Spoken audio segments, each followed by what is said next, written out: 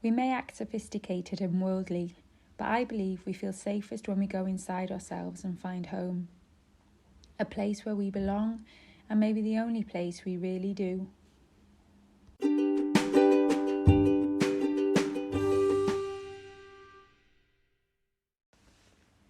This week's quote by the wonderful Maya Angelou, taken from her book Letter to My Daughter. This book was left for me by my mum after she died. Her words felt as if they were spoken just for me.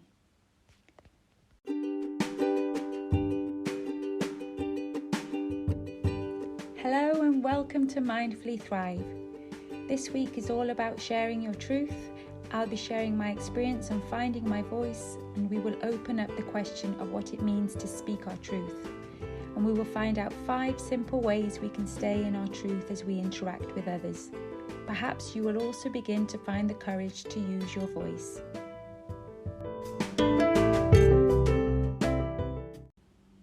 Do you long to speak your truth?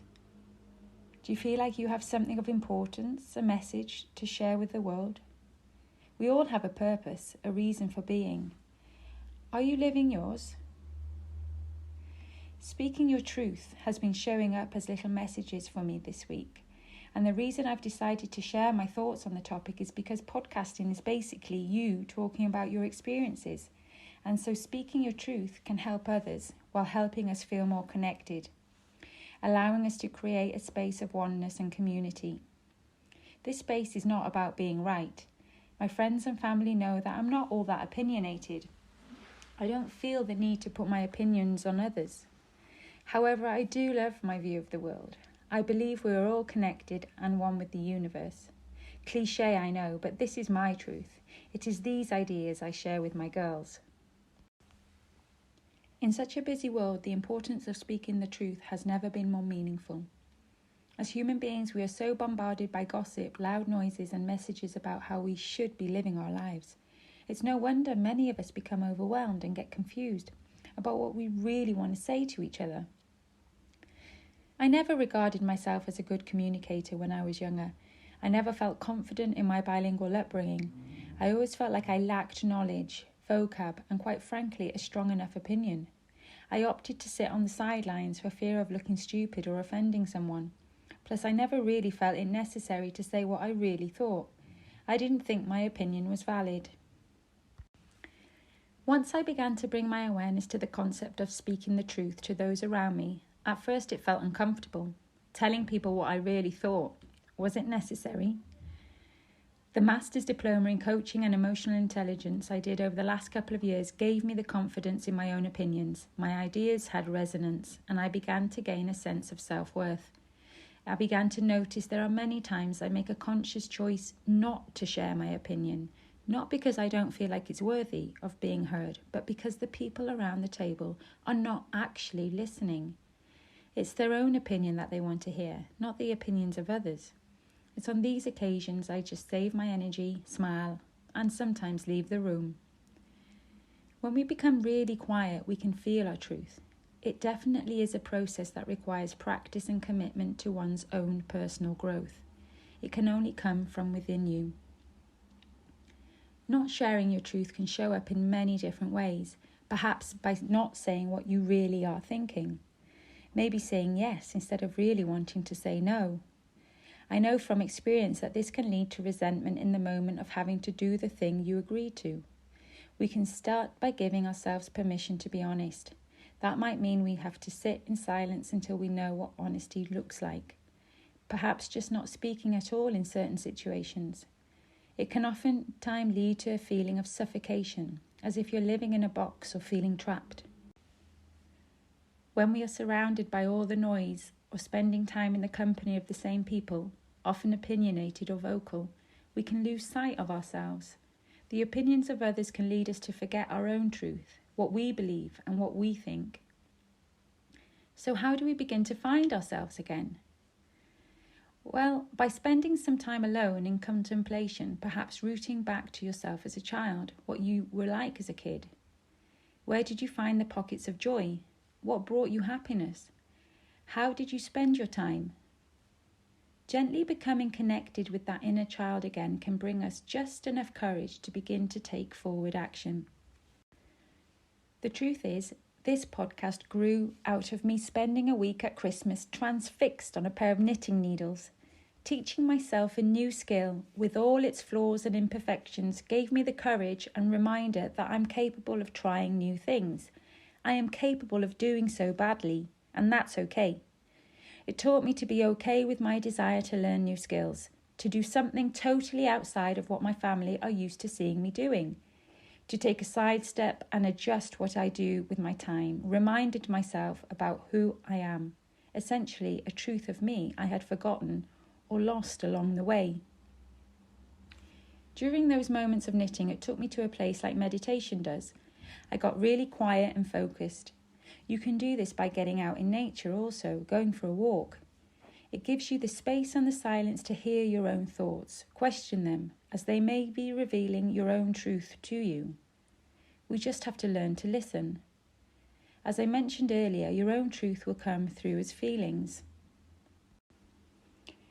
In reflection, I suppose we are essentially the first generation of women where it's accepted and normal to be doing it all, the family and the career, and we're just trying to figure it all out while staying sane. There's a pressure in just doing the everyday, never mind the pressure to be perfect within that story too. Essentially, that is a choice we put upon ourselves, and I include myself here. If we can grow and learn to accept and love the unhinged, the unedited bits of our lives as much as we love the carefully curated Insta feeds we share, we can live in our truth by having compassion for ourselves, and ultimately the pressure will be off your family too. Because imagine, if you're putting that pressure on perfection on yourself, you're sure as heck putting it on your family also. Embracing the wholeness of yourself, your life, your mess and your humanity will allow you to be more connected, more grounded and loving with those around you. Uncovering the messy bits of us, the discomfort of sharing it with others will open up a space for those listening to feel understood and supported by you. I mean, how often have you felt fear to confess a certain experience or feeling, and when you do so, that person instantly feels at ease and grateful for your honesty, as they are human too, just like you. It's at times like these, for me, let's say right now, in this present moment, when we are experiencing growth through discomfort and newness, it can stir up a lot of emotions. The self-sabotaging thoughts can come up, yet I'm learning to remind myself that I'm in growth mode. It's not fear, it's discomfort, disguised as fear. I breathe deeply into it and accept it. I try to nurture myself with kindness and have taken comfort in the simple things this week, knowing and accepting I am doing something new. Therefore, it's not easy, but there's a reward at the end of it. I felt my soul alive again. Remember, there are no goals worth panic attacks and anxiety or high levels of stress. However, it requires self-awareness to notice the tipping point. The comfort blanket is a place to come back to for a short while, but not to stay forever. It's getting harder and harder to leave the blanket, just like Linus in Peanuts. We want to carry it around wherever we go these days, since we have very little option of adventure right now. The less we do, my concern is, the harder it will be eventually to start to do anything just a little bit uncomfortable. Again, this is why I'm here. I won't stop, can't stop growing. So that right there is my truth, finding my voice and sharing my emotional journey through the process of Mindfully Thrive.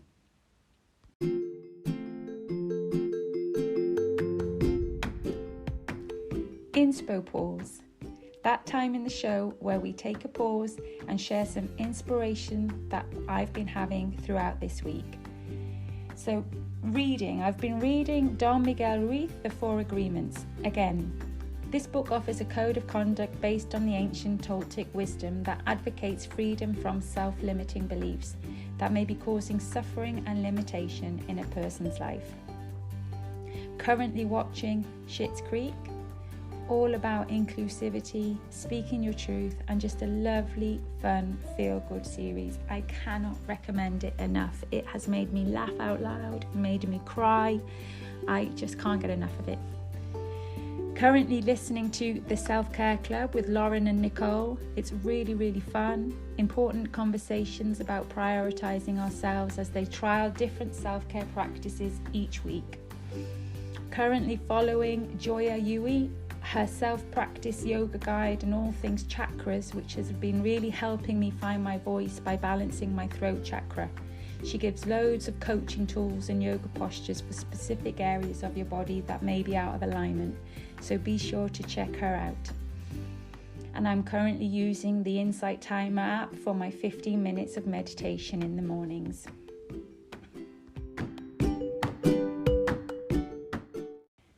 So back to the show. So for me, speaking my truth also means speaking mindfully, with authenticity, compassion, and speaking from our hearts. The book, The 4 Agreements by Don Miguel Ruiz, brought me to this realization. I cannot recommend it enough. Something I've learned is that there is no room for fear to be present when we are speaking the truth, whether we are speaking in public to a large group or to someone we love, because if we are fully present, giving and breathing deeply, our fear will melt away. If we're still feeling nervous, anxious or afraid, it means we're still letting our heads do the talking, and more often than not, that voice is saying, I wonder what everyone's thinking of me right now. I wonder how they think I'm doing. Holding on to the fear of judgment means you are not fully participating in giving 100% of your authentic self to those listening, and you're probably not speaking your absolute truth. So you may be asking, how can we begin to practice speaking mindfully and truthfully more often? A huge thing I've learned is that we are a mirror to those around us, and how we behave and react will be reflected straight back to us. So as we become more mindful of our actions and speaking in a kind way, people we love will too, and our relationships will improve.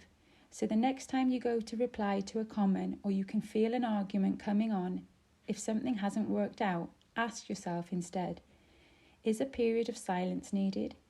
Ask yourself if what you want to say needs to be said at all. Because one way we can make sure we're only saying what we need to say is by being quiet more often. If we think before we speak, and if we step back and give our words space to resonate, we can create the safe space for others to be with us and open up more. Although many of us are afraid of silence and have spent our lives thinking that we need to fill it with words, speaking less and therefore more authentically and honestly makes us better listeners. We have all been brought up with the concept of polite small talk, but a lot of the time this way of communicating is meaningless. It's the interesting questions and conversations that connect with us on a deeper, more personal level that stay with us. For instance, how often have you caught yourself asking someone how they are doing in order to fill the silence in a conversational way? Yet you know deep down you don't really want to know the full story of how they are. When you find yourself asking a question because you feel you need to, stop and ponder whether anything needs to be said at all. Your dreams, your heart's desires, the truth of what you really want in life, and everything you are holding back from expressing to those around you, all needs to be realised. If it isn't, your heart is going to break from regret and from the heaviness that comes from not speaking your truth. So I invite you to play with the practice of speaking the truth and notice how freeing it feels to communicate in an honest way. Notice how much less you dwell on situations because you know you've said what you need to say. Learning to speak the truth in the present means regret won't get a chance to be part of your future.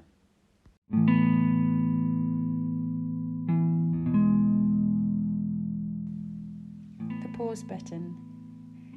I invite you now to take a moment to sit comfortably and close your eyes. If you're not driving, running or walking, that is. And we're going to take a deep body filling inhale. Slowly exhaling, slowly sending it out through the body, down to our toes. And we're going to focus on the cycle of our breath. Bringing awareness to the inhale and the exhale. Slowing down the breath just a little. As I invite you to practice the affirmation for self-expression. I can define my dreams and goals I communicate confidently and with ease. I express my intentions with clarity. My voice inspires and shapes my reality. I can define my dreams and goals. I communicate confidently and with ease. I express my intentions with clarity. My voice inspires and shapes my reality. Taking another inhale and a gentle exhale.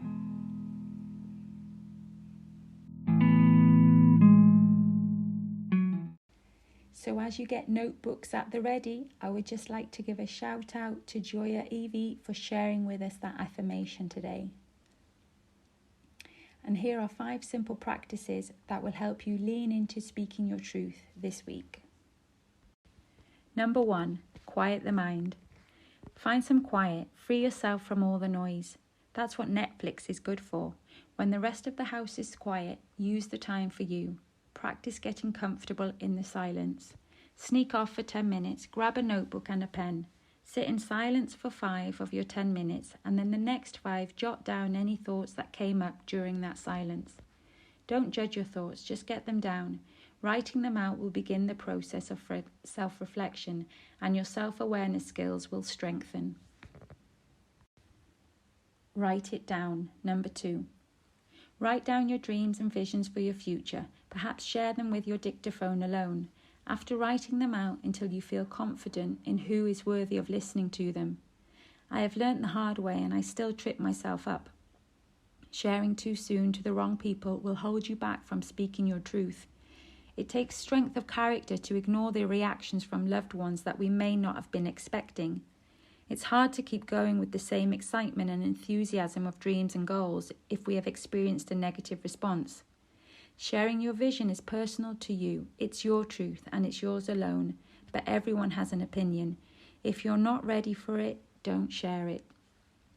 This tip sounds counterproductive, but I feel there is a privileged few who are ready and prepared to hear your future visions for yourself. Pick them carefully. I think this could be a whole other episode. Share your past truths. I think this is the part that allows you to fully own your journey, your unique story, and this is the truth, that it's generally the part of us we may have been hiding or denying its place in our hearts as we may not want to wear it on our sleeves. In my case, perhaps it's not fully sharing the entirety of the story. It's a difficult aspect of our world to measure, sharing what is necessary and holding back on the more intimate details of the story. A question for you. Is that still known as speaking your truth, I wonder? Is it necessary to share everything about yourself? Perhaps it's in the details you bring comfort and help to others. If this were to be the case, I would happily share all the details. An important part of speaking your own truth also means listening to other people's truth. The practice of deep listening can help here. This would be tip number 4. So practice the art of deep listening. When your family member is talking to you, check in with yourself and ask, am I being fully present in this moment? Am I making eye contact? Can I adjust my body so that I'm showing them I see them and they matter to me?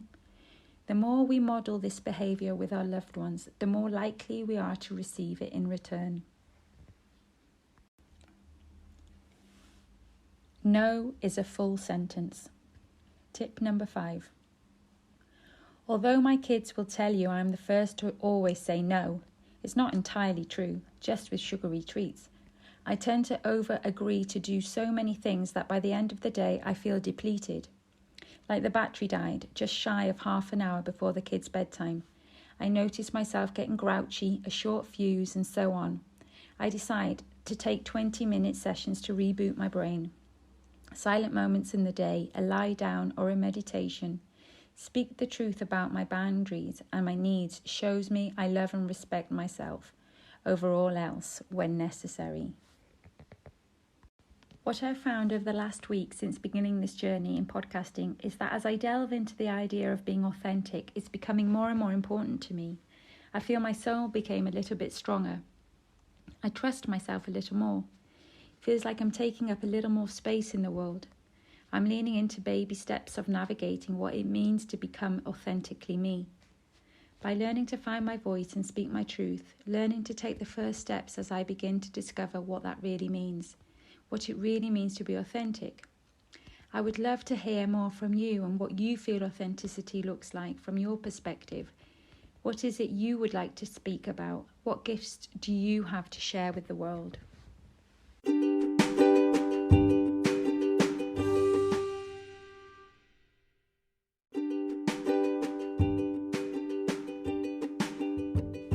Thank you for joining me on this journey. Some exciting news next week on the show. We will be talking all things creative with Lucy Sales, mindset and energy coach for the creatives. Lucy helps empower ambitious creative entrepreneurs, helping them ditch their negative beliefs, release their fears to step into their confident power so they can increase exposure to their own individual gifts. I am so grateful for your presence, and if you've enjoyed today's show, please subscribe and leave a review on iTunes, as it helps grow the show and reach the ears of those that need to hear it. Until next week, remember, you are enough, just as you are. All the love, Ella.